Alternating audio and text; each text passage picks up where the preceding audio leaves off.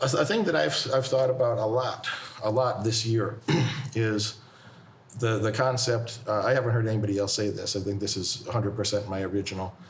I think that your results tell the truth about your effort and your intellect. Your results tell the truth about what is the level of effort that you've made and how good does your brain work. Because you could be a stupid person that works really hard, and it might not be your fault that you're stupid. Maybe you were born stupid. It may not be your fault. I'm not saying that's that guy's fault. Some people are just dumb. And if you happen to be really dumb, it doesn't matter how hard you work, it's going to be hard to get a good result. Yes. On the other hand, you could be very smart, but lazy. And if you're very, very smart, you can tell yourself all day. You can have smart conversations with yourself and tell yourself how smart you are. But if you don't do anything, you're going to have the same results as the stupid person, more or less. So I think your results tell the truth of your level of effort and your level of intellect. Do you understand the thing, and are you doing the thing?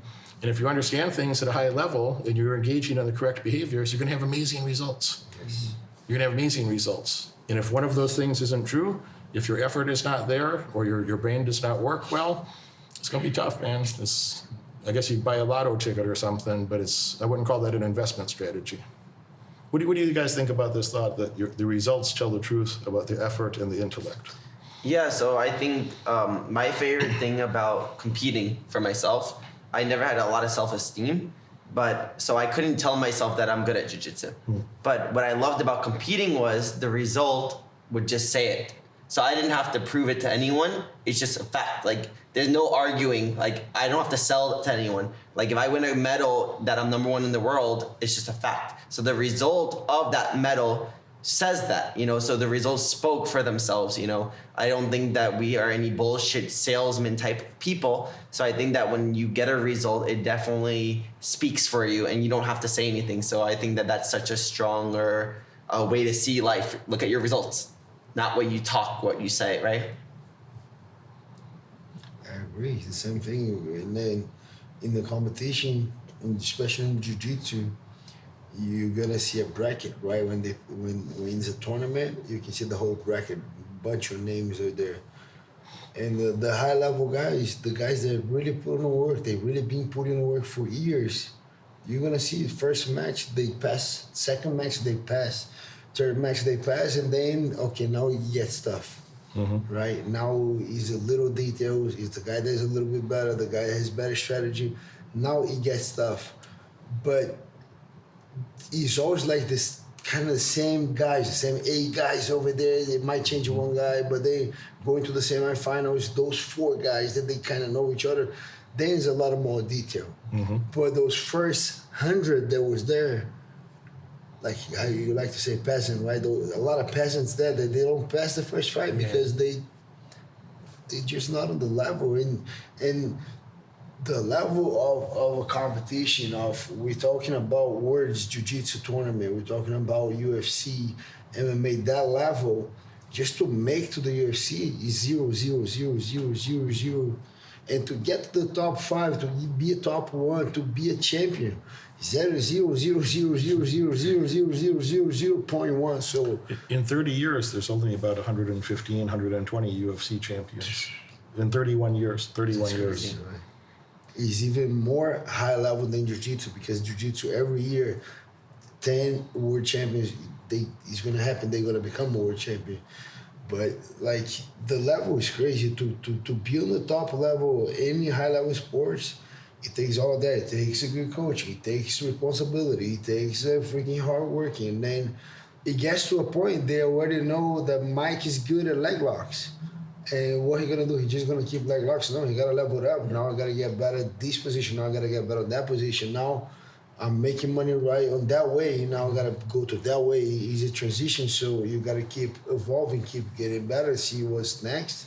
And Mikey's so good with the leg locks that he's good with leg locks, and you know him for the leg locks, and he's still going to get your leg. Yes.